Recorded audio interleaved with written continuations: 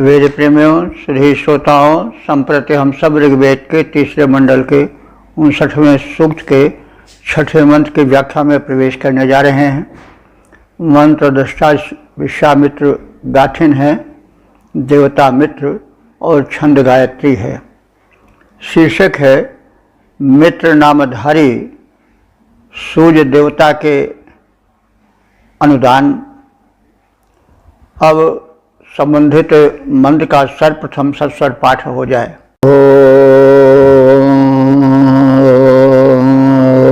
मित्रस्य जर्षडे धृतो वो देवस्य सानसे द्युम्नं चित्रश्रवस्तमम्।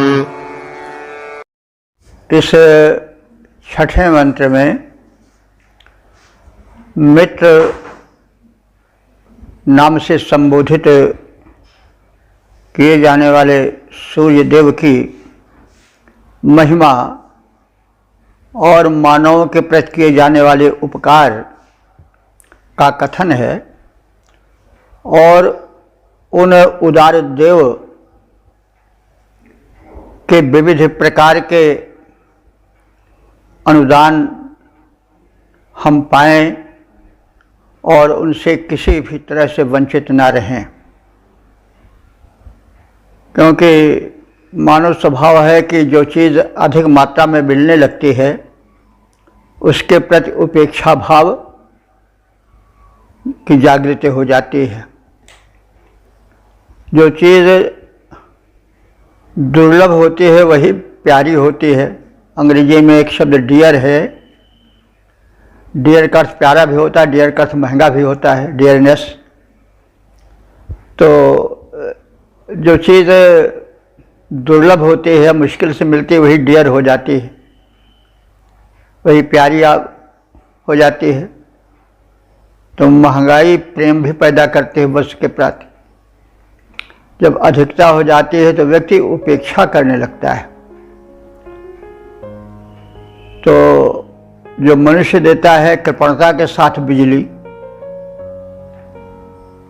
उसका तो हम सदुपयोग करते हैं कि कहीं बिजली ज़्यादा न खर्च हो जाए या बिजली से हम ज़्यादा से ज़्यादा काम कर लें। लेकिन जो प्रकाश और ताप सूर्य देवता देते हैं उसके प्रति उदासीन से हम दिखाई देते हैं। तो मानव के स्वभाव में तमाम अच्छाइयाँ भी हैं, तमाम बुराइयाँ भी हैं, अज्ञान भी है, और उन सब उपेक्षाओं, अज्ञानों आदि को हटाकर मनुष्य को तत्वज्ञान पूर्वक जो यथार्थ है उसको ग्रहण करना चाहिए। ऋषि का यही कथन है। तो सूर्यदेव के उदार दान और उस उदार दान के संदर्भ में मनुष्यों के कर्तव्य का कथन इस मंत्र में है। तो मित्र को जैसा आप सब जानते हैं, ये आदित्य मंडल के एक प्रमुख सदस्य हैं। मित्र हैं, वरुण हैं और अर्यमा हैं, भग हैं, विष्णु भी आदित्य मंडल के ही देवों में आते हैं। तो हैं तो सब एक ही, लेकिन गुणों के कारण नाम में विभिन्नता आ गई है। तो भानु भी सूर्य को कहते हैं, लेकिन उसमें तीव्रता रहती है, मार्तंड भी। तो नाम जो है वो गुण के आधार पर हमारे यहाँ रखे जाते थे। तो सूर्य का वह रूप जो मित्रवत कल्याण करता है वही मित्र है। तो मित्र आदित्य मंडल के एक सदस्य हैं, यानी सूर्य के ही एक रूप हैं। तो उन्हीं मित्र देवता की या सूर्य देवता की स्तुति उनके उपकारों के स्मरण के साथ की जा रही है। तो सूर्य कैसे हैं? चर्षणीय धृता। चर्षणी कहते हैं प्रजाजनों, मनुष्यों या प्राणियों के धृता माने धारक हैं, धारण करने वाले हैं। कैसे? वृष्टि आदि के द्वारा, प्रकाश प्रदान के द्वारा, ताप उष्णता जो आवश्यक है उसके प्रदान द्वारा वे देव सूर्य, जिनको मित्र कहा गया है, वे विविध प्रकार से उपकार करते हैं। वे देव हैं। देव वो है जो देता है। दानाद द्योतनाद दीपनाद व देवा, जो प्रदान करे, प्रकाशित हो, प्रकाश दे, वही देव है। और जो इसके विपरीत आचरण करता है वही दानव है। तो सूर्य देव जो हैं, प्रजाओं माने समस्त प्राणियों के प्रति, सूर्य के ही प्रजा हैं, सब प्राणी हैं, उन्हीं से जीवन पाते हैं, प्रकाश पाते हैं, ऊर्जा पाते हैं। तो वे जो हैं वो चर्षणीय धृता, इस प्रकार से प्रजाओं के धारण करने वाले उनके जीवनाधार हैं और इसी कारण वे मित्र हैं। तो ऐसे मित्र देवता के दिव्य सूर्य के अवाह, अवाह कहते हैं संरक्षण, जो वो प्राणियों के रक्षण की क्रिया करते हैं, रक्षण रूप में जो उनकी शक्ति परिलक्षित होती है, वह सानसी सबके द्वारा जो है वो प्राप्तव्य है, प्राप्त करने योग्य है। तो सूर्य के संरक्षण शक्ति का हम सभी लाभ उठावें, क्योंकि वो प्राप्तव्य माने पाने योग्य और लाभ उठाने योग्य है। हम लोग वंचित अपने को कर लेते हैं,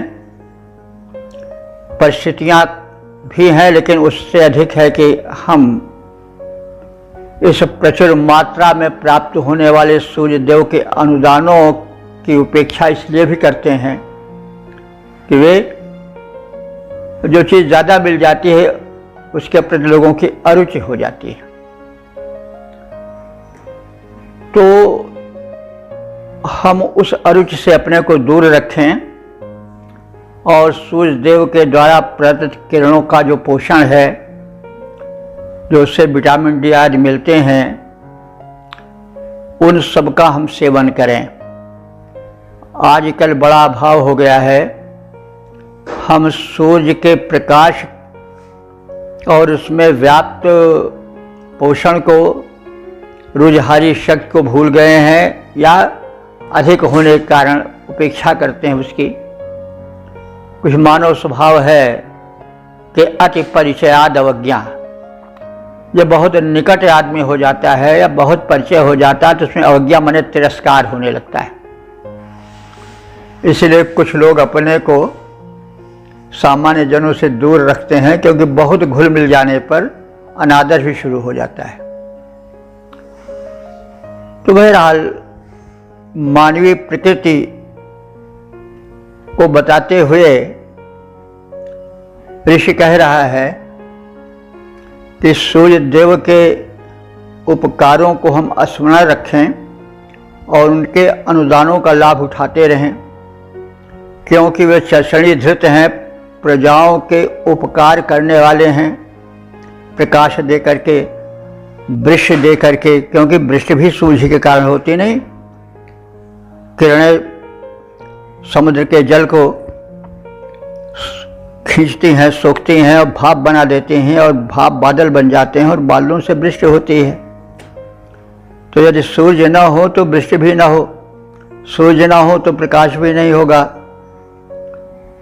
तो इसलिए हम सूर्य के अनुदान का स्मरण करते चलें और उनकी आवाह माने संरक्षण शक्ति का स्मरण करें और उसको प्राप्त करने की उत्कंठा रखें।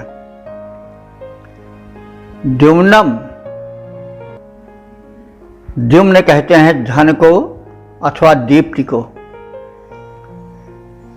और चित्रम शवस्तम, अनेक तरह के जो वे अन्नों को उपजाने के कारण बनते हैं, जिससे हमारा पोषण होता है, उस उनके पोषकत्व का, उनके उपकारों का भी स्मरण रखें। शव कहते हैं अन्न को, तो सूर्य देव की ही कृपा से चित्र विचित्र या तरह तरह के पोषक अन्न उत्पन्न होते हैं, क्योंकि वृष्टि होती है, वृष्टि के माध्यम से अंकुरण होता है, फिर उस अंकुरण का उन फसलों और वृक्षों के बढ़ने के कारण पीछे सूर्य का ताप भी होता है, वही फसलों को पकाता है, फलों में वही रस लाता है, आदि आदि अनेक रूपों में सूर्य जो हैं उपयोगी हैं। यही लिए ये देवता हैं और प्रत्यक्ष देवता हैं।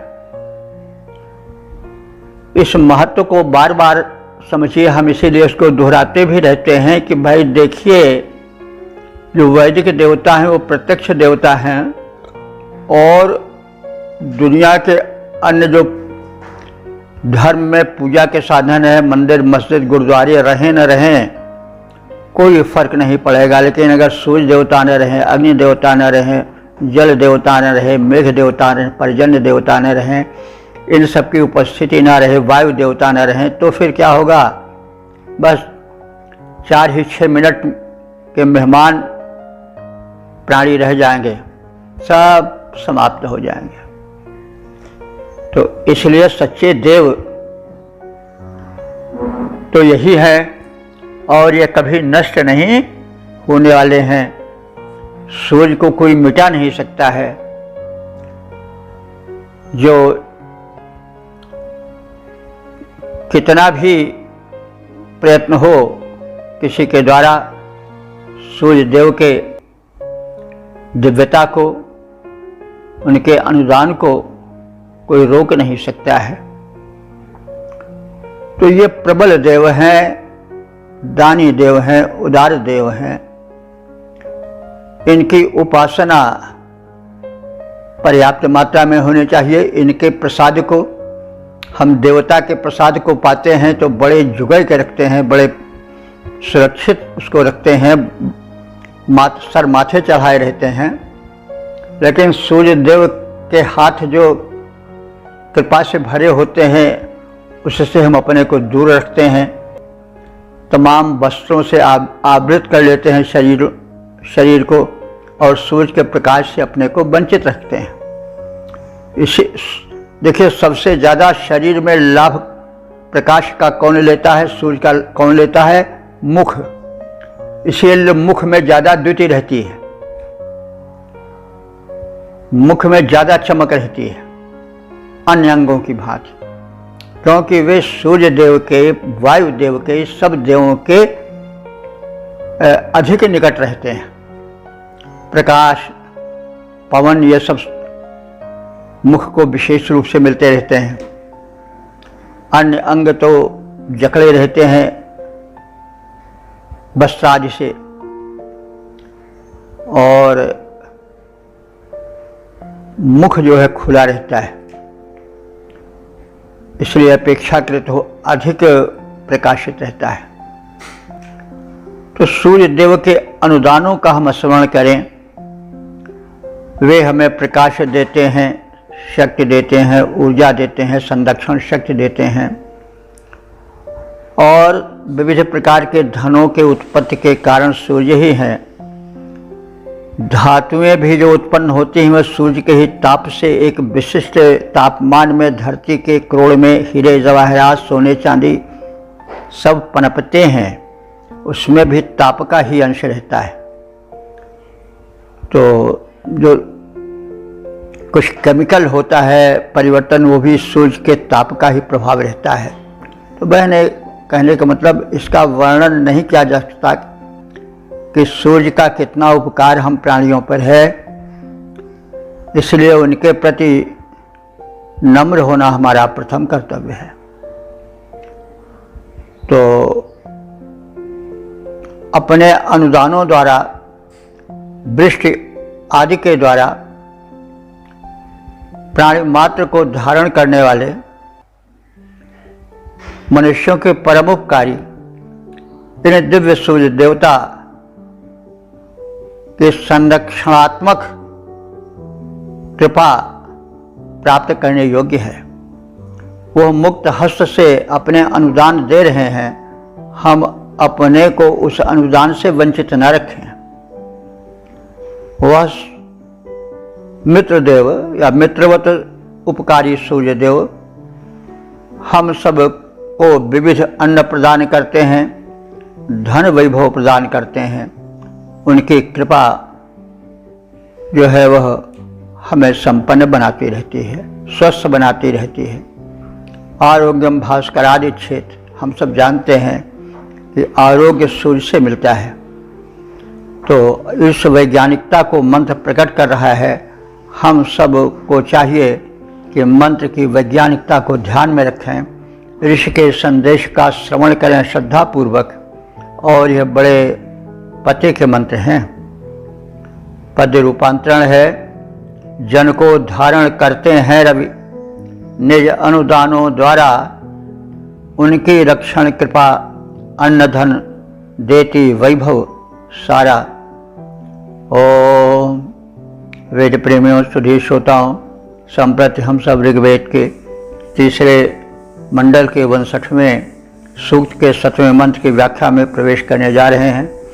मंत्र दृष्टा विश्वामित्र, गाथिन देवता मित्र और छंद गायत्री है।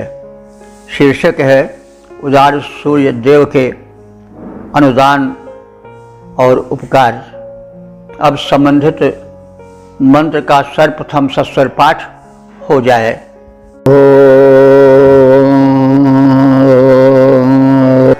अभिजामहिना दिवं मित्रो बभूव सप्रथाः, अभिश्रमो अभिः पृथिवीम्। इस 7वें मंत्र में भी सूर्य देवता के उपकार और उनके अनुदानों के प्रकाश में जीवन को देखना और उनके उपकारों का स्मरण करते हुए सूर्य के प्रति भक्ति भाव जगाने का संदेश है। क्योंकि जो हमें प्रदान करता है उसके उपकार को नहीं भूलना चाहिए। सूर्यदेव प्रत्यक्ष देवता हैं, इसमें तो किसी को कोई संदेह नहीं है कि उनके ही कारण धरती पर जीवन है, उनके कारण ही वृष्टि है, उनके कारण ही ऋतु परिवर्तन है, उनके कारण ही विविध फसलें, वृक्ष आदि अन्न फल फूल प्रदान करते हैं। और वे बिना किसी भेदभाव के, चाहे राजा हो, चाहे रंग हो, चाहे हिंदू हो, चाहे मुसलमान हो, ईसाई हो, कोई हो, बिना भेदभाव के सबको प्रकाश देते हैं, सबके आंगन में उजाला भरते हैं, सबको अनुदानित करते हैं, वृष्टि से लाभान्वित करते हैं। तो भाई ऐसे प्रत्यक्ष देवता के प्रति यदि भक्ति न रही, हम सिर भी न झुका सके तो हम अकृतज्ञ ही तो कहे जाएंगे। और अकृतज्ञता बहुत बड़ा दोष है।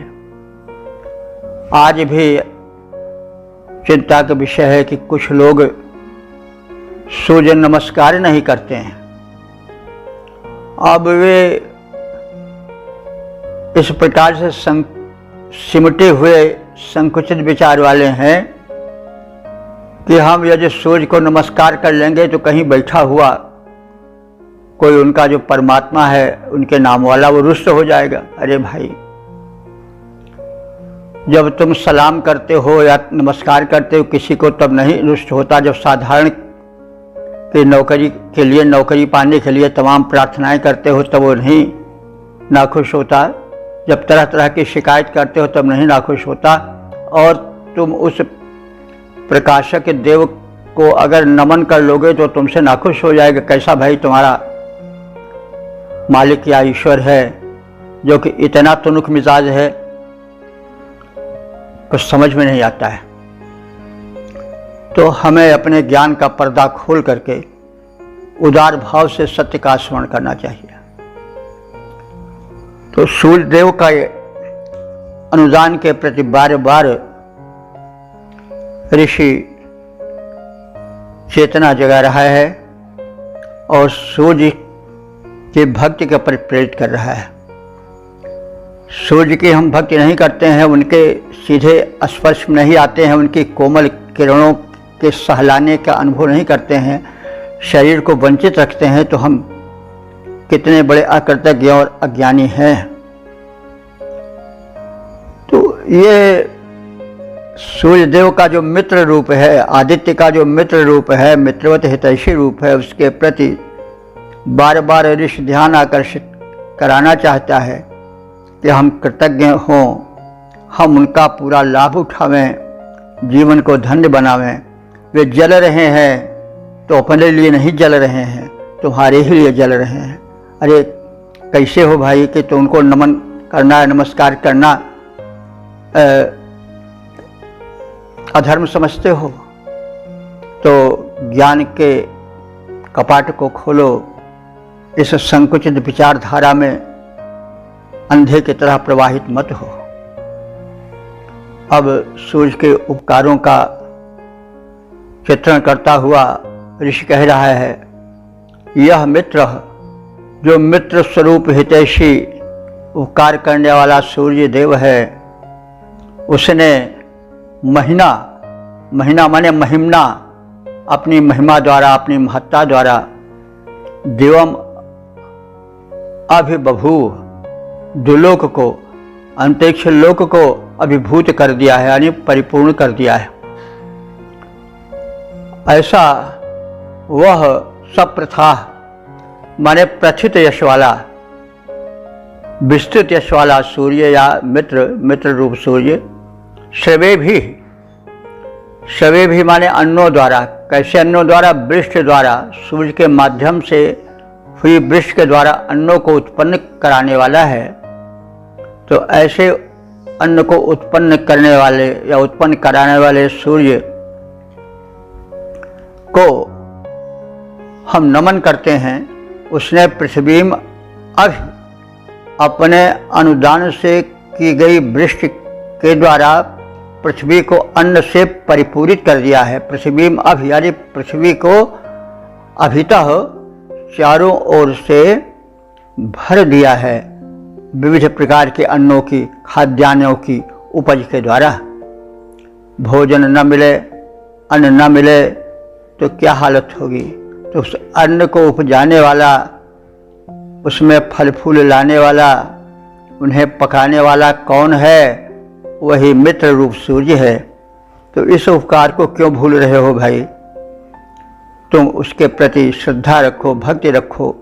वो मुक्त हस्त से अनुदान लुटा रहा है और तुम अपनी झोली को क्यों समेटे हुए कोने में रखे हो? उसके लाभ को प्राप्त करो और स्वयं को धन्य बनाओ। दीन दुर्बल रुग्ण मत बनाए रखो। तो सूर्य देव ने अपनी महिमा से, अपने दिव्य प्रकाश से दिलोक और भूलोक को परिपूरित कर दिया है। उन्हीं प्रसिद्ध यशस्वी मित्र रूप सूर्य ने वृष्टि कराकर अन्नों द्वारा पृथ्वी को भली भांति संपन्न बना दिया है, ताकि प्रजागण, उसमें रहने वाले निवासी प्राणी मात्र सुतृप्त हो सकें, क्षुधा निवारण कर सकें, पिपासा निवारण कर सकें। तो ऐसे उपकारी देव को भूलो मत। और वो नहीं, उसको तुम्हारे नमन की आवश्यकता नहीं है। कहने का मतलब वो तो परिपूर्ण है, लेकिन तुम्हें चाहिए कि उसके प्रति भक्ति भाव प्रदर्शित करो और उसके समक्ष आओ, उसके कृपा किरणों को अपने शरीर से स्पर्श होने दो। और इस प्रकार से सूर्य देव के उस अनंत उपकार के प्रति कृतज्ञ होकर सूर्य देव के कृपा किरणों का, रश्मियों का सेवन करते रहो, जीवन को धन्य बनाते रहो। उनके प्रबल प्रकाश में कर्तव्यरत होकर के जीवन पथ में आगे बढ़ते रहो, यही ऋषि का संदेश है जिसका भरपूर पालन होना चाहिए। पद्य रूपांतरण है। दिव्य लोक को चमकाया जिसने निज महिमा द्वारा, जिस मित्र रूप सूर्य देव ने दिव्य लोक को चमकाया, जिसने निज महिमा द्वारा, उसी सूर्य ने किया अन्न से पूरित भूतल सारा। ओ वेद प्रेमियों, सुधीर श्रोताओं, संप्रति हम सब ऋग्वेद के तीसरे मंडल के 59वें सूक्त के 8वें मंत्र के व्याख्या में प्रवेश करने जा रहे हैं। मंत्र दृष्टा ऋषि विश्वामित्र, गाथिन देवता मित्र और छंद गायत्री है। शीर्षक है समदर्शी उपकारी मित्र रूप सूर्य देव। अब संबंधित मंत्र का सर्वप्रथम सस्वर पाठ हो जाए। मित्राय पञ्चजे मिरे जना अभिष्टिशवसे स देवान् विश्वान् बिभर्ते। इस 8वें मंत्र में मित्र नामधारी सूर्य में शत्रुनाशक शक्ति भी है। वे दानशील ही नहीं हैं, कर्मशील हैं और साथ ही साथ शक्ति संपन्न भी हैं। वे दुष्कर्मियों को नष्ट करते हैं। दुष्कर्मी कौन है? जैसे उनका सबसे बड़ा शत्रु कौन है? अंधकार। अंधकार का रूप क्या है? दूसरों की राह को रोकना, दृष्टि शक्ति छीन लेना। तो सूर्य क्या करता है? उस अंधकार का नाश करता है। और जब ताप अधिक बढ़ जाता है तो वही सूर्य क्या करता है? वृष्टि करके ताप को दूर भी करता है। इसका वो शक्ति वाला रूप है। और जब शीत अधिक बढ़ जाता है तो वही सूर्य ताप भी उत्पन्न करता है। इस प्रकार से सूर्य में दानशीलता के साथ साथ जो है वह शक्तिमत्ता भी है। और शक्तिशील सौंदर्य यही महान पुरुषों के या अवतारों के लक्षण कहे गए हैं। तो सूर्य परम शक्तिमान है। वो शत्रुओं को नष्ट करता है। अभिष्टे शव से, शव कहते हैं पराक्रम को, वो पराक्रम से शत्रुओं को, बलशाली दुष्टों को अपने बल से नष्ट कर देता है। और वो कैसा है कि विश्वान देवान विभर्ति। विश्वान माने समस्त, देवान माने देव शक्तियों को, विभर्ति माने धारण करता है, अर्थात उनका पोषण करता है, उनको तृप्त करता है। यह कैसे? सूर्य से ही तो वृष्टि होती है, क्योंकि सूर्य ही बादल पैदा करते हैं, भाप पैदा करते हैं और वही बादल भाप बनती है और उसी बादल से वृष्टि होती है। जहाँ जल नहीं है वहाँ भी जल पहुँचता है। तो उस वृष्टि से, उस जल से अन्न पैदा होता है और अन्न से आहुति बनती है और यज्ञ होता है। और उस यज्ञान्न द्वारा, उस हव्यान्न द्वारा देव शक्तियाँ तृप्त होती हैं। यह तो स्पष्ट है कि देव जो हैं वो यज्ञ में आहुति रूप में समर्पित अन्न से ही तृप्त होते हैं। और आहुति जो है वह अन्न से बनती है, पुरोडाश भी अन्न से बनते हैं। तो इस प्रकार से अन्न जो देव शक्तियाँ हैं, वायु हैं और जल हैं, पर्जन्य हैं, वो सब यज्ञ से आश्रित अन्न के द्वारा शक्ति प्राप्त करते हैं। पर्यावरण में बलवत्ता भरते हैं और उसके मूल में क्या है? यज्ञ और यज्ञान्न, हविष्यान्न। तो इस प्रकार से सूर्य देव विश्वान देवान विभर्ति, सभी देव शक्तियों का भरण पोषण करने वाले हैं, उनको पुष्ट बनाने वाले हैं। तो ऐसे शक्तिशाली, ऐसे दानशील मित्र रूप सूर्य देवता के लिए सभी पंचजन ये मेरे माने आहुति समर्पित करते हैं। पंचजन कौन है? 4 वर्ण है, ब्राह्मण, क्षत्रिय, वैश्य, शूद्र, और 5वां वर्ण माना गया है ऋग्वेद में निषाद को। तो चारों वर्ण तो आर्यों के हैं, लेकिन आर्यों के संपर्क में जो जनजाति थे वो भी आने लगे थे और आर्यों के अनुयायी बनकर यज्ञ धर्म करने लगे थे। इसलिए आर्यों ने उनको अपने समाज में 4 वर्णों के अतिरिक्त 5वें वर्ण के रूप में स्वीकार कर लिया। तो इन जनजातियों से कोई युद्ध नहीं कभी आर्यों का हुआ। आर्य उदार थे, वे उदार हैं, वे उनके साथ अपने जैसा व्यवहार करते हैं। राम में भी वही बात आई, जनजातियों को राम ने अपने हृदय से लगाए। वानर भालू जनजातियां ही तो थीं। तो प्रथम सूर्य इसकी शिक्षा दे आए हैं और सूर्य ही विष्णु के माने गए हैं। बहरहाल वो अलग का प्रश्न है। अंत में जो राम आदि अवतार हुए हैं वो सब विष्णु के हैं। विष्णु भी तो आदित्य हैं, आदित्य के एक सदस्य हैं।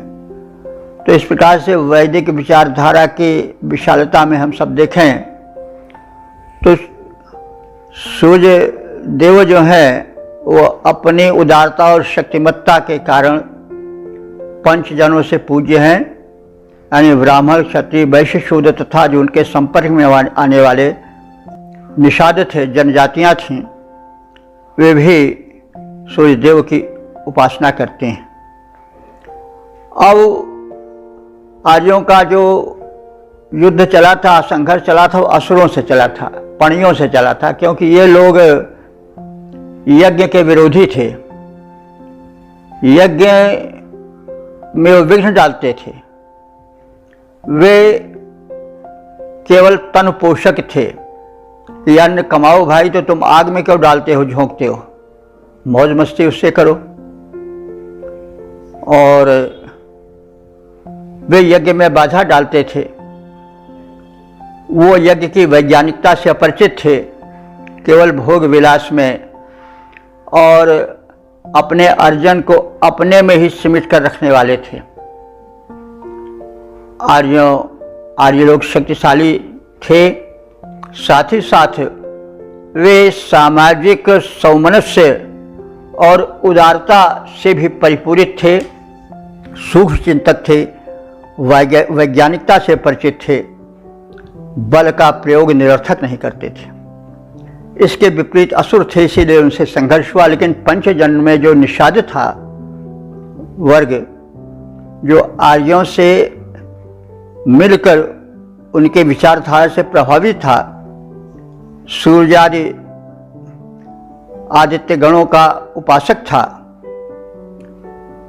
उसको सूर्यदेव भी आदर देते थे और इसलिए वे भी सूर्यदेव की उपासना करते थे। अब एक बात और थोड़ा कह देना अनुचित नहीं होगा कि वेदों में ब्राह्मण, क्षत्रिय, वैश्य, शूद्र का नाम आया है, लेकिन वह एक वर्ग विभाजन था, श्रेणी थी मनुष्यों की। और यह श्रेणी, यह जो विभाजन है वह भारत में ही नहीं संपूर्ण विश्व में है। अमेरिका, इंग्लैंड, रूस, चीन, जापान, कोई भी देश हो, ब्राह्मण, क्षत्रिय, वैश्य, शूद्र सब में है। जो वैज्ञानिक है, चिंतक है, तत्वज्ञानी है, वह ब्राह्मण है। ऐसे लोग सभी देश में हैं। जिस देश में नहीं वो देश बिल्कुल पिछड़ा देश माना जाएगा। इसी तरह से सैनिक भी हर देश में हैं, जो कि आक्रमणों से, चोर डकैतों, उपद्रवियों से रक्षा करते हैं। तो वे किस देश में नहीं है? नाम अलग हो सकता है, वो बात अलग है, लेकिन है तो हर देश में क्षत्रिय, हर देश में सैनिक हैं, हर देश में पुलिस हैं, हर देश में सीमा के रक्षक हैं और रहेंगे और थे। उसी तरह से व्यापारी, उद्योगपति हर देश में है और थे और रहेंगे। हमारे यहाँ थे, नाम उनका कुछ दूसरा हो, हम लोग उनको वैश्य कहते हैं, वो लोग उनको उद्योगपति कह दें, वो बात अलग है, लेकिन है। इसी तरह से जो सफाई कर्मचारी हैं या जो जिनकी मेधा उतनी ऊंची नहीं है, कंपटीशन नहीं जीत सकते हैं, वे निम्न श्रेणी के, कहने का मतलब सफाई कर्मचारी आदि उन्हीं वर्ग के लोग हर देश में हैं। शरीर में भी हमारे यह विभाजन है। मुख है, ब्राह्मणोस मुखमासीत, ब्राह्मण मुख है। शरीर में क्षत्रिय है, भुजा है तो भुजा ही क्षत्रिय है। जैसे सिपाही आगे बन करके आतंकवादी आए या शत्रु आए, आक्रमण किए, तो हम लोग तो सोते रहते हैं, लेकिन वो सीमा पर जगते रहते हैं, तभी हम लोग सो पा रहे हैं। वैसे कोई प्रहार करता है तो सबसे पहले कौन है? हाथ ही दौड़ता है। ओढ़िए हाथ असुह के घाये, तलवार का घाव हाथ में रहे तो भी कोई प्रहार करेगा, दौड़ करके हाथ ही बचावेगा। तो हमारी भुजा क्षत्रिय है, शरीर में भी क्षत्रिय है। उधर जो है वो वैश्य है, क्योंकि जो कुछ हाथ कमा कर लाता है या जो हम अपने दृष्टि से, श्रवण से, अपने बुद्धि से अर्जन करते हैं, उसको उदर में डालते हैं। उसका संचय जो है पेट रखता है, लेकिन पेट जो है वो अपने ही पास नहीं रखता है, उसको सारे अंग में फैला देता है। तो यह सबसे अच्छा उदाहरण है कि जो उदर है वही वैश्य है। तो वैश्यों को भी नहीं चाहिए कि धन अपने रखे रहें, और चरण जो है वो शुद्ध है, वो चलता है, दौड़ता है, कांटे सहता है, मतलब सबसे नीचे भाग पर रहता है। लेकिन चरण पर कोई प्रहार हुआ तो हाथ भी दौड़ता है, आंख भी दौड़ती है, मुख भी दौड़ता है, दौड़ो दौड़ो बचाओ कांटा। तो कहने का मतलब जो विभाजन शरीर में है वही विभाजन समाज में भी है। देखिए ये बहुत आदर्श विभाजन है। कमाता कौन है? हाथ। रक्षा कौन करता है? हाथ। नेत्र आदि अंग और भी अंग सहायक होते हैं, चरण। और लेकिन देखिए कैसा सामंजस्य है शरीर में कि हाथ जो है वह अपने अर्जन को, या पैर अपने अर्जन को, या और सब पूरा शरीर में करके कोई कमाई करते हैं, अन्न की हो चाहे जिसकी हो। तो ये नहीं कि उसको अपने अपने पास बांध लें, भैया हम भी तो कमाए हैं, हम तुम्ही को क्यों दें, पेट तुम्हें क्यों दें, तुम क्या किए, तुम तो कोई मेहनत किया नहीं, हम किए। ऐसा नहीं है। तो और मुख खाता है, इसलिए तुलसीदास जी ने कहा मुखिया मुख सो चाहिए, खान पान को एक। पैर चल करके, हाथ उठा करके सब मुख को दे देता है, मुखिया को, लेकिन मुख अपने पास नहीं रखता है, मुख उसे उदर को सौंप देता है बिना किसी लोभ लालच के। और उदर भी ऐसा नहीं कि हम पा गए हम तुमको अब नहीं देंगे, वो पचा करके उस रस को, रक्त को पूरे शरीर में फैला देता है। अंगुली से लेकर के, अंगूठे से लेकर के, सिर से लेकर के पांव तक जो उदर में अन्न पचता है उसका विभाजन होता है। तो ये जो वर्ण विभाजन है, वर्ग विभाजन है, यह सर्वत्र है। हमारे शरीर में भी है, हमारे समाज में भी है, हमारे देश में भी है और विदेश में भी है। तो इसको समझने में लोगों ने भूल की, इसलिए अनर्थ हो रहा है। आज कुछ लोग अज्ञानतावश वेद विरोधी या अस्मृत विरोधी हैं। वे भावना में ऋषियों के प्रवेश नहीं किए, या तो अज्ञानतावश या किसी हठवश या किसी स्वार्थवश। वे तो स्पष्ट कह रहा है कि भाई ब्राह्मणो मुखमासीत बाहु राजन्या कृता उरुयदस्तद्वैश्य पदाभ्याम शूद्रो अजायत। तो ये तो सब एक शरीरी और शरीर के भाव से रह रहे हैं, इनमें परस्पर सहयोग है, विग्रह कहाँ है। पैर चलने में संकोच नहीं करता, दौड़ता है, उसको जूता पहनाया जाता है चमड़े का, और मत्था पर चंदन लगाया जाता है, स्नो पाउडर लगाए जाते हैं, तो पैर विरोध नहीं करता है, हाथ मदद करता है लगाने में। तो लेकिन सब मिलकर के एक सहयोग से कार्य करते हैं और कोई मतभेद नहीं रहता है। वैसे ही समाज और राष्ट्र का विभाजन भी है, उसमें सब लोग कार्य करते हैं, किसी के प्रति घृणा नहीं। हालांकि एक अनुशासन है शरीर में भी, वैसे अनुशासन समाज में होना चाहिए। भाई जो आदर अधिकारी को मिलेगा वो आदर चपरासी को नहीं मिलेगा, कुर्सी उसी को मिलेगी ऊंची, अनुशासन उसी के चलेगा। लेकिन अगर अधिकारी अन्याय करता है तो फिर वो दंड पावेगा, वो अनुचित कर रहा है, ठीक नहीं कर रहा है, बुरा कर रहा है। लेकिन छोटे जो उसके अधीन हैं उन्हें सहयोग में नहीं चूकना चाहिए। तो यह जो है वो विभाजन हमारे यहाँ हुआ है, शरीर में भी, और विभाजन हुआ है कर्म में भी, लेकिन कोई भेदभाव नहीं है। उसी वैदिक मान्यता के हिसाब से राम सबरी के बेच खाते हैं, निषाद को गले लगाते हैं। तुलसीदास जी ने भी इस वेद की भावना को प्रकट किया है। निषाद था तो निषाद ने मुनिराज वशिष्ठ को ऊंचा समझकर, स्वयं को पतित समझ करके, नीचा समझ करके, कीन दूर ते दंड प्रणामो, उसने दूर से ही दंड प्रणाम किया, पृथ्वी पर लेट गया और अपने नाम को बताया कि मैं निषाद हूं। लेकिन बरबस राम सखै ऋष भेंटे और जन महि लुठत स्नेह समेटे। लेकिन दौड़ करके उस राम के मित्र केवट को ऋषि वशिष्ठ ने दौड़कर उठाया पृथ्वी से और अपने गले लगा लिया।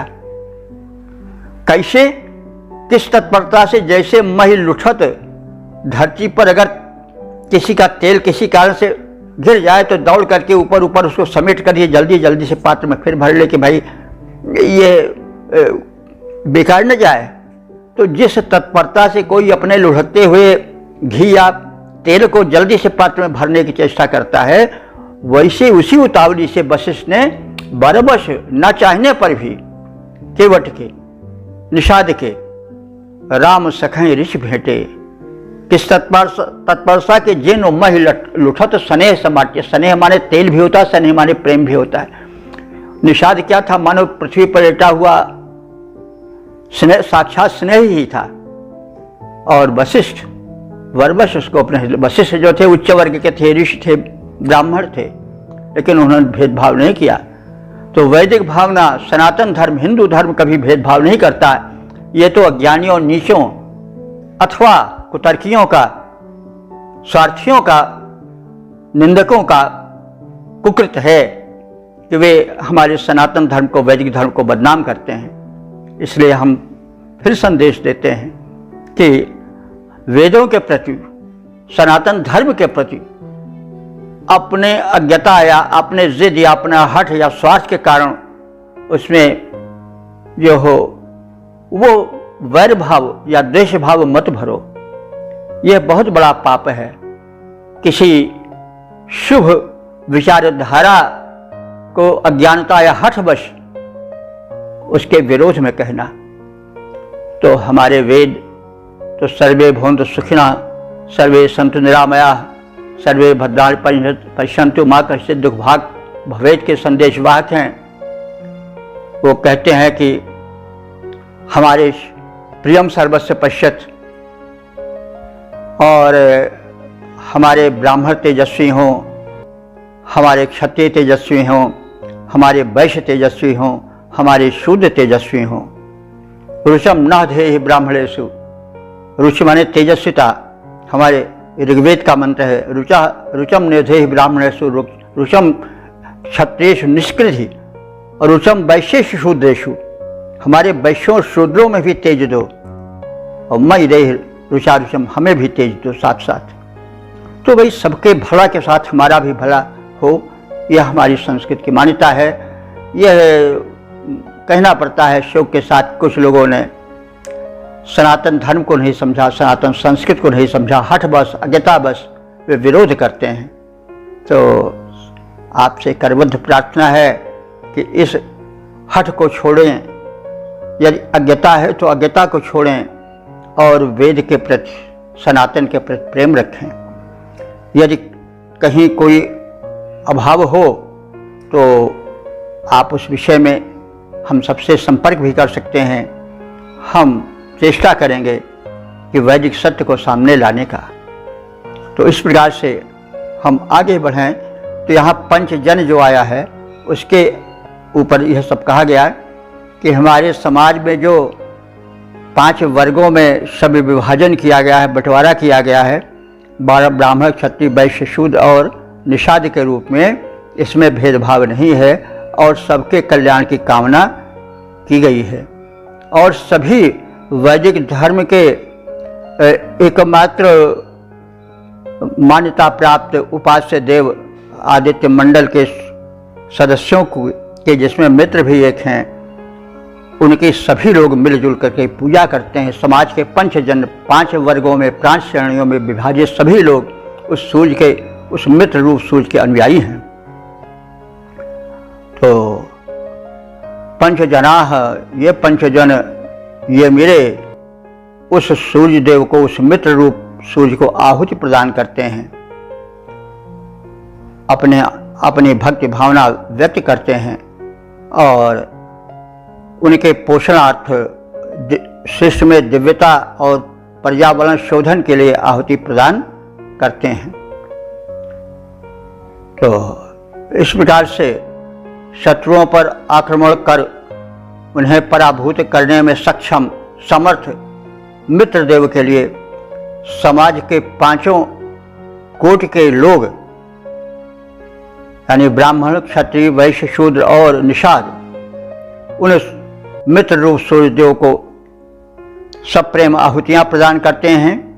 वे मित्र देव अपने सामर्थ्य से सभी देवों को धारण करते हैं, यानी सभी देवों के पोषण में उनका प्रमुख हाथ है। पद रूपांतरण है अरित्रासक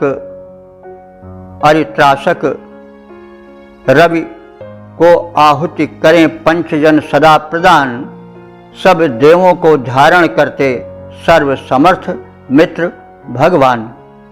ओम वेद प्रेमियों, सुधीर श्रोताओं, संप्रति हम सब ऋग्वेद के 3रे मंडल के 59वें सूक्त के 9वें मंत्र की व्याख्या में प्रवेश करने जा रहे हैं। मंत्र दृष्टा विश्वामित्र, गाथिन देवता मित्र और छंद गायत्री है। शीर्षक है श्रमशीलों और सूर्यानुरागियों पर मित्रदेव की विशेष कृपा। अब संबंधित मंत्र का सर्वप्रथम सस्वर पाठ हो जाए। ओम मित्रो देवेष्वाजुषजनाय भृग्नबर्हिषे इष इष्टौ व्रता अकः। यह नवा मंत्र इस सूक्त के समापन का मंत्र है। इसमें ऋषि ने बताया है कि मित्र देवता उदार हैं, लेकिन इसका मतलब नहीं कि वो जो आलसी हैं, जो उपद्रवी हैं, उनको वे एक ही प्रकार से देखते हैं।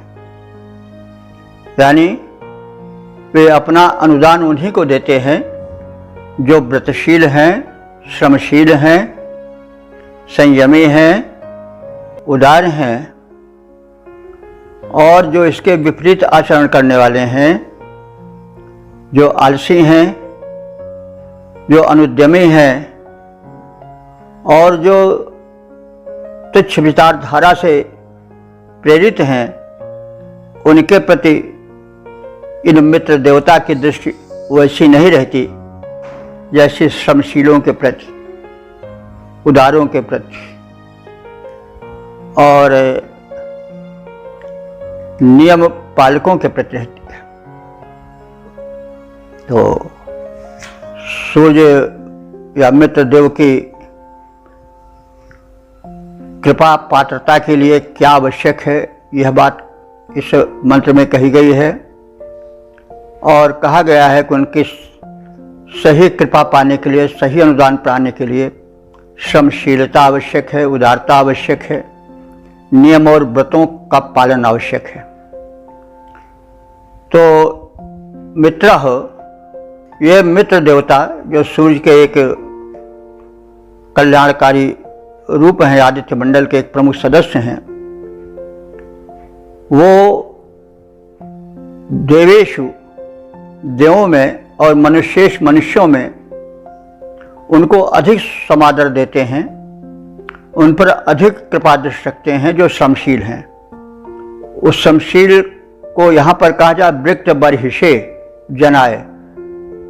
बर्हिष कहते हैं कुश को, जो कुश को वृक्त माने काटते हैं, ऐसे जनाए, ऐसे मनुष्य के लिए। तो कुश काटने का मतलब क्या हुआ कि श्रम का प्रतीक है। कुश एक बड़ी ही महत्वपूर्ण घास थी, आज भी है। तो उसको काट करके उसकी चटाई बनाई जाती थी, यज्ञ में बिछाया जाता था, सत्कार्य में उसका प्रयोजन होता था, देवता उस पर बैठते थे, विद्वान बैठते थे। तो कुशासन सबसे पवित्र आसन माना गया है हमारे वेदों में। वो औषधीय गुण से युक्त होता था और कुश के काटने में और उससे चटाई बनाने में बड़ा श्रम करना पड़ता था और बड़ी चतुरता दिखानी पड़ती थी। आप सब जानते होंगे कि कुशल शब्द जो है वो इसी कुश से बना है। आज तो कुशल शब्द इतना व्यापक हो गया कि चाहे जो काम कर रहा हो, अगर उसमें निपुण, उसको कुशल कह दिया जाता है। कोई भोजन बनाने में निपुण हो तो भी उसको कुशल पाक क्रिया विशेषज्ञ कहेंगे। एक्सपर्ट को कुशल आज कहते हैं। लेकिन किसी समय में कुशल को बड़ी महत्ता प्राप्त थी। और कुशल क्या था? कुशम लात इति कुशला। जो कुश लाता था आश्रम के लिए, यज्ञ आदि के लिए, वो कुशल माना जाता था और उसको लोग कुशल कहते थे, कुश लाने वाले को। क्योंकि कुश के लाने में बड़ी तत्परता बरतनी पड़ती थी। अगर व्यक्ति सक्षम नहीं है तो कुश बड़ा तीक्ष्ण होता है, नहीं, उससे उसका हाथ कट जाता है, रक्त प्रवाहित होने लगता है, वो अपने हाथ में घाव पैदा कर लेता है। इसलिए जो बड़ा बुद्धिमान था, बड़ा निपुणता होता था छात्र या व्यक्ति, उसको कुश लाने की जिम्मेदारी समझी जाती थी। उसको बड़ा मान दिया जाता है, कहती है कुशल है, कुश को लाने वाला है। क्योंकि कुश के लाने में कुश की जो तीक्ष्णता होती है उससे हाथ को बचाना पड़ता था, कहीं हाथ कट न जाए। तो इसलिए कुश का लाना एक बहुत ही श्रम का कार्य था। यज्ञ में, यज्ञीय प्रयोजन में कुश का बड़ा महत्व था। उसी की चटाई बनती थी, उसका एक विस्तार किया जाता था। तो दुग्ध आदि दोहने में, रोटी खाना पकाने में उतनी कुशलता और उतनी तत्परता की आवश्यकता नहीं थी जितना कुश लाने में थी और कुश से चटाई आदि बनाने में, क्योंकि इसमें बुद्धि और बल और लगन और तत्परता सबकी आवश्यकता थी। तो यहाँ पर इसीलिए वृक्ष बर्हिष कहा गया है कि जो कुश को लाता है और कुश से चटाई आदि बनाता है,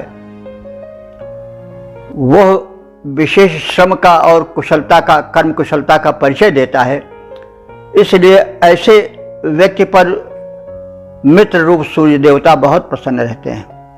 तो आज के संपर्क में तो यह उतनी बात नहीं बैठती, लेकिन उस संपर्क में वह कुश को अच्छे प्रकार से काट कर लाना, चटाई बनाना एक बड़े महत्वपूर्ण कार्य में गिना जाता था। इसलिए कहा गया कि जो लोग कुश लाते हैं, कुश की चटाई बनाते हैं, देवों के लिए उसे प्रस्तुत करते हैं, वो मित्र देवता के परम प्रिय हो जाते हैं। तो यहाँ पर वो कर्म का प्रतीक हो जाएगा। जो सत्कर्म करते हैं, शुभ कर्म करने में कठिनता को सहर्ष सहन करते हैं, वो जो है वो उस मित्र रूप सूर्य देवता के परम प्रिय हैं। और सूर्य देवता उनके लिए क्या करते हैं कि ईशः अकः, ईशः माने अन्न, अकः माने प्रदान करते हैं। वो उसे भरपूर अन्न धन प्रदान करते हैं। और किनको प्रदान करते हैं? जो इष्टव्रता, जो कल्याणकारी उत्तम व्रतों का पालन करते हैं। व्रत नियम, जो नियम है, तमाम व्रत नियम है, संयम नियम और सेवा नियम, सेवा व्रत, ये सब व्रत हैं। तो सेवा धर्म परम गहनो योगिनाम अप्य दुर्लभम। सेवा धर्म सबसे कठिन, सबसे जो है कठिन, सेवक धर्म कठोरा। तुलसीदास जी ने कहा सबसे सेवक धर्म कठोरा। सेवक धर्म बड़ा कठिन होता है, मालिक नाराज न हो जाए, मालिक प्रसन्न रहे। और सेवा धर्म बड़ा कठिन है। तो कहने का मतलब जो व्रतों को, चाहे वो सेवा व्रत हो, चाहे रक्षण व्रत हो, चाहे तत्व ज्ञान वाला व्रत हो, कोई व्रत हो जिसको वे बड़े ध्यान से, बड़े निष्ठा से करते हैं, तो वैसे व्रतशीलों के प्रति सूर्य देव या मित्र देव बड़े अनुग्रहशील होते हैं। तो आज तो व्रत हो गया है, भूखा रहो, अन्न खाओ, भरपेट फरहार करो, बस व्रती मान लिए गए। तो हम लोग या तमाम लोग जो हैं वो शब्द के मूल पर ध्यान नहीं देते हैं। व्रत का मतलब ये नहीं हुआ कि एकादशी निराहारम, द्वादशी बटुला झारम। एकादशी में निराहार रहे हो, द्वादशी बटुला झारम, पूरा बटुले खत्म कर दे तो खाए के। तो नहीं, व्रत होता है कि शरीर को, मान लीजिए यह व्रत होता है जिसको हम लोग कहते हैं व्रत करते हैं, व्रत कर रहे हैं, तो उसमें मशीन को आराम दिया जाता है कि भाई हर चीज़ को छुट्टी दी जाती है एक दिन की, तो आप कम से कम एक दिन की छुट्टी पाचन यंत्र को भी दो। हमेशा उसको बेचारे को सताते रहोगे तो कमज़ोर पड़ जाएगा, आहत हो जाएगा, तुम्हारा साथ नहीं देगा। तो वो तुम्हें आराम दे रहा, तुम उसको भी तो आराम दो। तो वही मतलब है। तो व्रत जो किसी कार्य के लिए कष्ट उठाया जाता है वो व्रत में आ जाता है। किसी सत्कार्य में कष्ट उठाना ही व्रत है। तो वे लोग जो कि इष्टव्रता माने कल्याणकारी व्रत को धारण करते हैं, उनको वे सूर्य भगवान, वो मित्र रूप आदित्य क्या करते हैं कि ईशः अन्न, अकः माने प्रदान करते हैं। तो सूर्य देव अपने कृपा दृष्टि किस पर खास तौर से रहते हैं कि जो श्रमशील हैं, वृत्त बर्हिष हैं, जो इष्टव्रत हैं, तो उन पर वो अपनी विशेष अनुकंपा रखते हैं। ये मत समझिए कि उदार हैं तो सबको एक तरह से लुटाते रहते हैं। भाई जो पात्र होते हैं उन पर विशेष ध्यान रखते हैं। तो इस प्रकार से वे सूर्यदेव किन पर अपनी विशेष कृपा दृष्टि रखते हैं, इसका कथन किया गया है। वे लोग जो कि देव और मनुष्यों में निष्ठा और सत्य और सत्कार की भावना रखते हैं, और जो मित्र देवता को लक्षित कर यज्ञ में कल्याणकारी कुशासन बिछाते हैं, कुशों को लाते हैं, काट करके चटाई आज बनाते हैं, और जो अन्नाज से आहुति आज बनाते हैं, और जो व्रत का पालन करते हैं वे इन देवता के मित्र रूप सूर्य देवता के कृपा पात्र होते हैं। विशेष रूप से वे व्रतशील नियमों के पालन करने वाले ही सूर्य देव के अनुदान को प्राप्त करने के सच्चे अधिकारी बन पाते हैं। पद्य रूपांतरण है, सुर नर में निष्ठा है जिनकी, जिन साधकों की सुर नर में निष्ठा है जिनकी, जो करते उनका सत्कार, वे ही नियम और व्रत पालक पाते हैं रवि का उपहार। ओम। तो इस प्रकार से हमने इस समापन वाले 9वें मंत्र के विषय में संक्षिप्त ज्ञान प्राप्त कर लिया। अब हम इस यात्रा में कितने बढ़ चुके हैं इसे जान लें।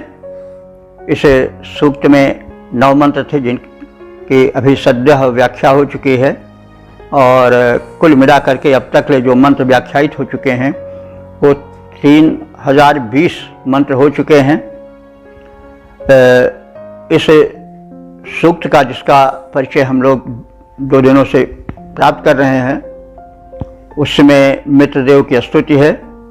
मित्रदेव जो हैं वो सूर्य के ही एक रूप हैं, 12 आदित्यों के एक सदस्य हैं। 12 आदित्य को आप सब जानते हैं, मित्र हैं, वरुण हैं, पूषा हैं, अर्यमा हैं, सविता हैं, विष्णु भी आते हैं इसी आदित्य मंडल में, तो उसी के एक देवता मित्र भी हैं, एक रूप है सूर्य का।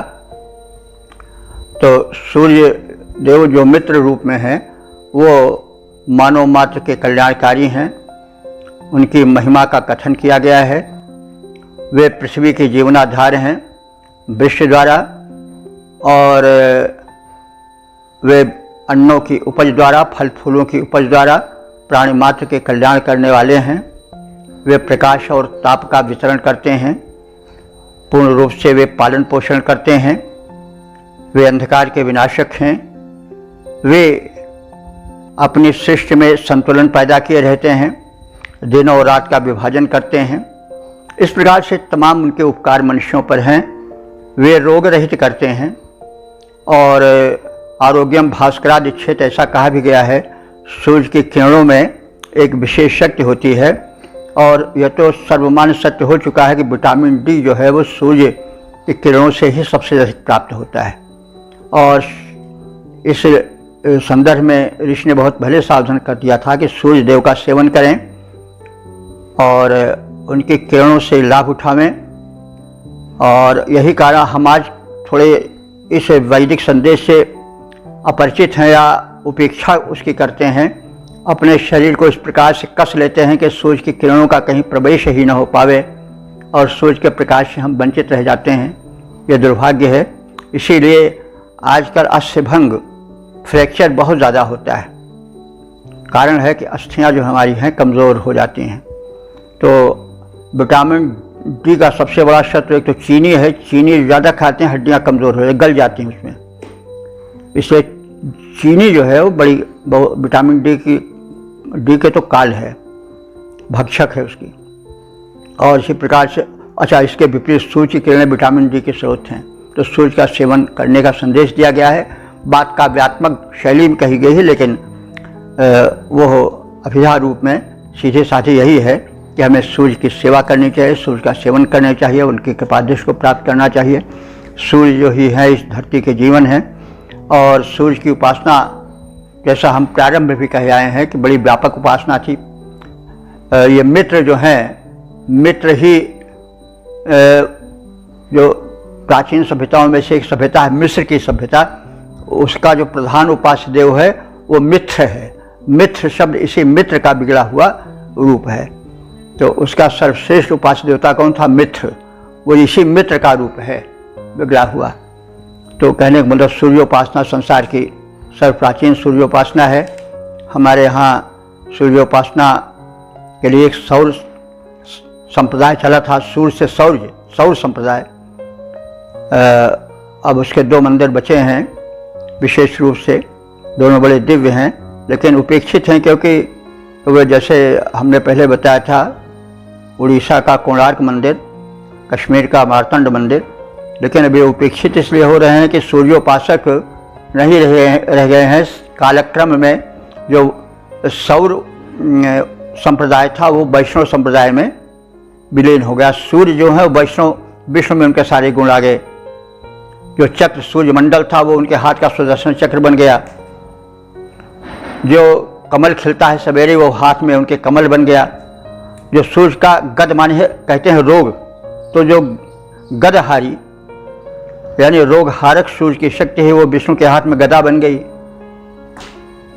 तो इस प्रकार से कालक्रम में जब वैदिक धर्म का पुनरुद्धार हुआ तो वैष्णव धर्म उदित हुआ और जो सौर संप्रदाय आदि चल रहे थे उनको वैष्णव धर्म में विलीन कर लिया गया।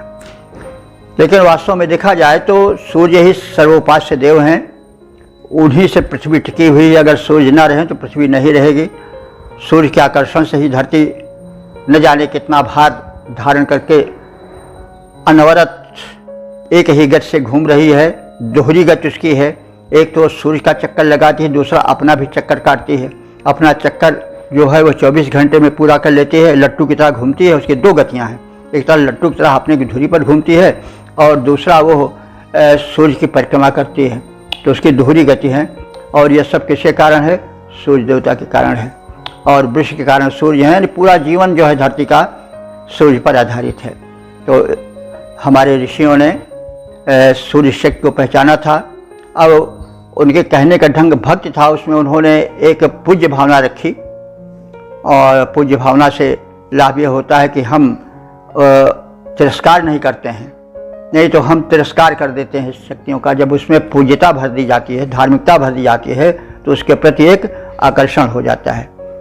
यह मानव प्रवृत्ति है। तो इसलिए सूर्य में एक दिव्यता दिखाई जाती है अलंकार के माध्यम से और काव्यमय शैली में प्रकट किया जाता है। लेकिन वैसे वैज्ञानिक शैली में सूर्य देव ही पृथ्वी के जो है वो मुख्य आधार हैं। धरती का जीवन सूर्य से मिलता है। यस्यांश भूता सकला धरती यस्यानुदानम भूय जीवनम चा सोयम समर्था सविता सतेजो ददातु तेजो जन मंगलाय। सविता भी सूर्य के ही एक रूप हैं। गायत्री मंत्र पर आश्रित है जिसमें बड़ी शक्ति मानी जाती है। तो कहने का मतलब सूर्य शक्ति का इस सूक्त में पर्याप्त मात्रा से विस्तार से कहा गया है। उसकी वैज्ञानिकता भरी प्रकाश डाला गया है और उसकी उपासना आवश्यक है। सूर्य को हम यों ही नगण्य रूप से उपेक्षित न करें।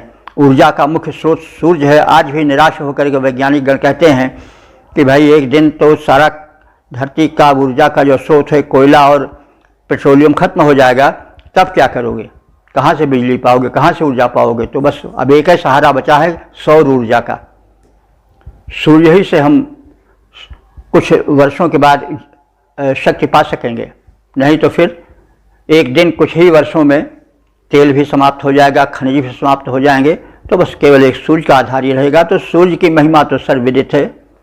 इसलिए वैदिक ऋषियों ने सूर्योपासना पर बड़ा बल दिया है और सूर्य ही विभिन्न देवताओं के रूप में बटे हुए हैं। समस्त दैवी शक्तियों के मूल में सूर्य है, वही जीवन पाते हैं।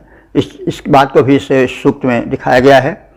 तो इस प्रकार से हम सूर्य शक्ति से लाभ उठा भी रहे हैं, लेकिन वैसा लाभ जैसा लेना चाहिए वैसा नहीं ले पा रहे हैं। हम अपने शरीर को तो सूर्य से दूर ही रखते हैं, उसको इतने कपड़े से कस करके, जूता मोजा आदि से कस करके रखते हैं कि वो बिल्कुल सूर्य शक्ति से दूर रहती है। इसीलिए पैरों में झंझनाहट बड़ी जल्दी हो जाती है, क्योंकि उसको मोजा से, जूता से इस प्रकार से कसे रहते हैं कि रक्त संचार भी बाधित होता है और जो ताप रहता है तलवे में नहीं लग पाता है, वायु नहीं लग पाती है, देव शक्तियाँ नहीं वहाँ अपना कृपा कर भेज पाती हैं। तो हम उससे वंचित रह जाते हैं, जान सुन कर के उपेक्षा करते हैं। तो हम कुछ अज्ञानता के कारण करते हैं, कुछ हट के कारण करते हैं। तो हमको ये सब छोड़ करके देव शक्तियों से शक्ति प्राप्त करनी चाहिए। ऋग्वेद में उन्हीं का गुणगान है। हम जो है अपने को इन दिव्य शक्तियों को, सूर्य आदि मित्र आदि की शक्तियों को अपने में धारण करें और अपने जीवन को शक्तिशाली बनावें, धन्य बनावें। ओम।